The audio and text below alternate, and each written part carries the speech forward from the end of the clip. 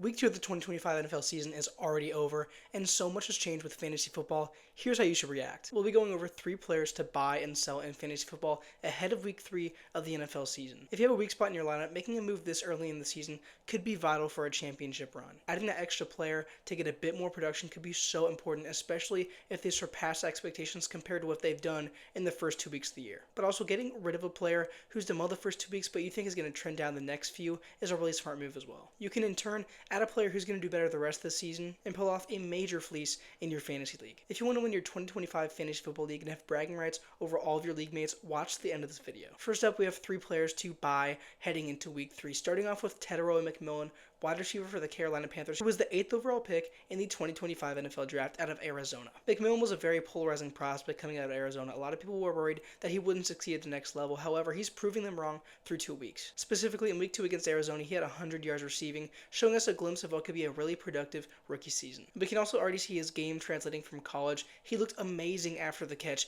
against the Cardinals. That part of his game has already transitioned seamlessly from the college level to the NFL. His calling card in college was his unique blend of size and ability after the catch. He's an elite athlete at 6'5", 212 pounds. He's only going to continue to develop over his rookie season, and I'm super excited to see what he does by the end of the year. As far as volume goes, he already has 19 targets, which is 12th in the NFL through week 2 from Bryce Young, who had a major bounce back week against the Cardinals. Young threw for over 300 yards and 3 touchdowns in a near comeback win against Arizona. I know it's early, but if we do see the late 2024 version of Bryce Young, Tetairoa McMillan could be a top 12 wide receiver in fantasy by the end of the year. And it wasn't just week 2 that McMillan shined. He had 68 yards in week 1 against Jacksonville. And that was even when the Panthers had a really bad offensive performance overall, meaning that his floor is pretty solid. That totals out to 168 receiving yards through the first 2 games of his NFL career. That's currently 8th in the entire NFL. He's well on pace for over 1,000 yards, and if he achieves that, he's going to be a fantasy steal compared to where he was drafted over the summer. It's also pretty clear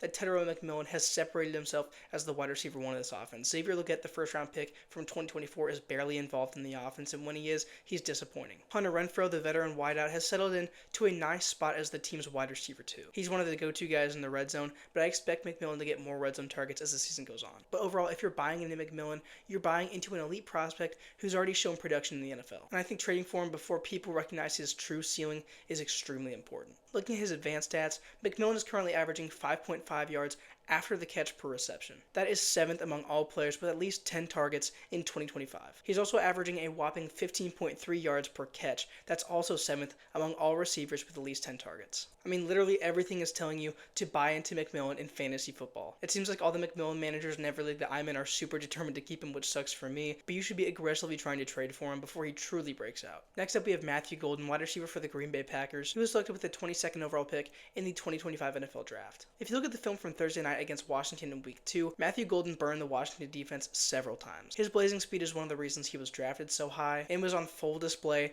as he won several times deep down the field. However, Jordan Love missed him on both targets. He was overthrown one time and underthrown another. I expect the two to develop more chemistry as the season goes on, so I think a few more of those deep targets will turn into deep completions, maybe even deep touchdowns. With wide receiver 1 Jaden Reed out 6 to 8 weeks because of a broken collarbone, this is the perfect opportunity for Matthew Golden to establish himself as a key contributor to this Packers offense. He only has 2 receptions off 4 targets in 2 weeks. That makes him a prime candidate to buy low on. I love Golden coming out of Texas. He was such a good route runner, a great separator, and so good down the field because of that speed. He also showed a lot of ability after the catch. While his efficiency has been pretty bad, only 0.44 yards per route run, that's off of a super small sample size, only 2 games into his rookie year. Now compare that to his 23.0 average depth of target. The average target going to Golden so far is 23 yards down the field. I know it's a small sample size, but it's obvious that they want to give him those deep targets, and if he can connect with Love on those, that's going to be some massive fantasy value. The ceiling for Golden is absolutely there, and the expectations have lowered significantly since the start of the year. He's been fairly uninvolved, so the Golden manager in your league will likely give him up for less than you would have before week 1. So just like with McMillan, I'd be trying to trade for Golden. I think you'd have to give up way less to get Golden. So if you're looking to make more of a low-risk trade, I think he's the option to go with. Next up, we have Jordan Mason, running back for the Minnesota Vikings. The Vikings traded for Mason from the 49ers this offseason, and he's already making a huge impact. He's taken 24 carries for 98 yards, averaging 4.1 yards per carry across 2 games with the Vikings. 24 carries through 2 weeks is a pretty good chunk of volume early on, especially because he has been battling for carries with veteran running back Aaron Jones, who's been on the team for a couple years now. However, it's been announced that Aaron Jones is out for week 3 because of an injury sustained against the Atlanta Falcons. JJ McCarthy, the team's quarterback, is also out the next few weeks because of an ankle injury. This is such a fantastic opportunity opportunity for Jordan Mason because his team will need to lean on the rushing attack, and who's the only running back available against Cincinnati in week 3? It's Mason. He has the chance to prove himself as the team's lead back of the future, and if he has a really strong performance against a solid run defense in Cincy, his volume could steadily increase as the season goes on because he's gained the trust of the coaching staff. Week 3 may not hold the best matchup for Mason, but he's a physical back capable of ripping off some huge runs. He's so good at breaking tackles and churning out those tough yards through contact. He's shown that through 2 weeks. We also saw it all year last year in San Francisco when he was playing in relief of the injured Christian McCaffrey. He only had 38 rushing yards in week 2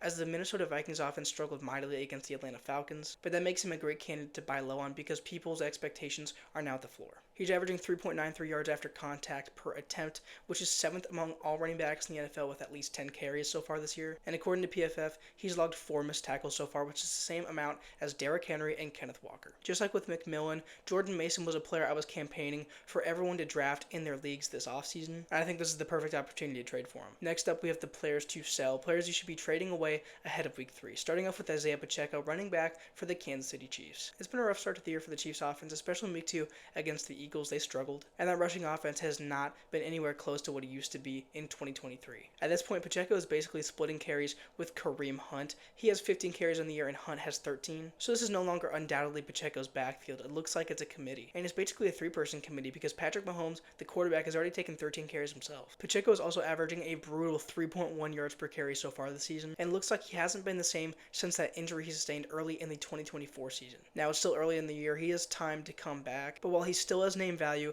I'm trying to trade him away if I have him on my roster for some better players. Who knows, maybe you can trade Pacheco straight up for Jordan Mason or Matthew Golden. He could seriously become a liability to your team if you don't trade him away immediately.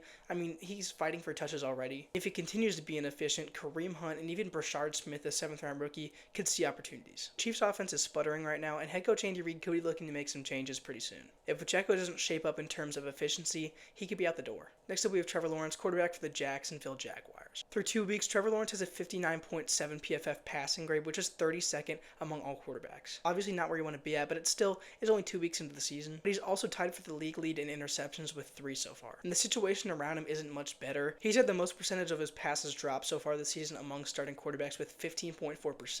And his weapons, specifically Brian Thomas Jr., are really struggling to deliver so far. On top of that, Lawrence has basically 0 rushing upside. And that, combined with how turnover prone he is, I don't think his ceiling is very high in fantasy at all. He had a solid game against what's supposed to end up being a pretty bad Cincinnati defense, so I think if you trade him away now, he could end up regressing for the rest of the season. Maybe if you deal him to a team looking for a solid quarterback too. His inconsistency is extremely worrying to me, and it could last the rest of the season, and if his weapons don't figure things out, it could be a long season in Jacksonville and a long season for you if you're his fantasy manager. He hasn't been playing the best, and the players around him haven't been either, and I see limited upside in Lawrence's future. I think you may even be better off adding a quarterback from waivers. Next up is Garrett Wilson, star wide receiver for the New York Jets. Now, this has nothing to do with how talented Garrett Wilson is. We know he's a fantastic receiver. He's put up several highlight-worthy plays so far in his career, and he's still only 25 years old. However, like I was saying before the season started, I'm very worried about the quarterback position in New York. Justin Fields may have excelled as a passer in week 1, but in week 2, he struggled against the Buffalo defense. He only converted 3 of 11 passing attempts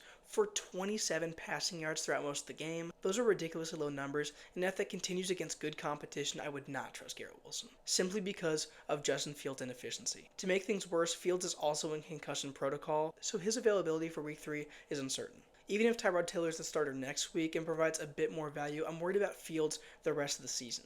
If he doesn't improve his play against decent competition, Garrett Wilson may be struggling to generate fantasy points, and it could be more the same for the Jets. His volume and production could plummet if Fields continues to play poorly, and 3 for 11 passing is just ridiculous. 27 passing yards is unbelievable. I think the Jets' main form of offense is going to be the rushing attack this year. Fields is a good rusher. Isaiah Davis, Braylon Allen, and Breece Hall make up a good backfield. So overall, Justin Fields has me very worried for Garrett Wilson's value over the rest of the season. I'd be looking to trade him now. His name holds so much value, and he is a very talented receiver, so you should be able to get a good player for him. There may be a manager out there who would trade you Wilson for Tetairoa McMillan and another player. That would be a great package to get. Those are 3 players I'd be looking to buy and sell heading into week 3 of the NFL season. If you agreed or disagree with any of my takes, go ahead and drop a comment below on what you think. That's all I got for you guys.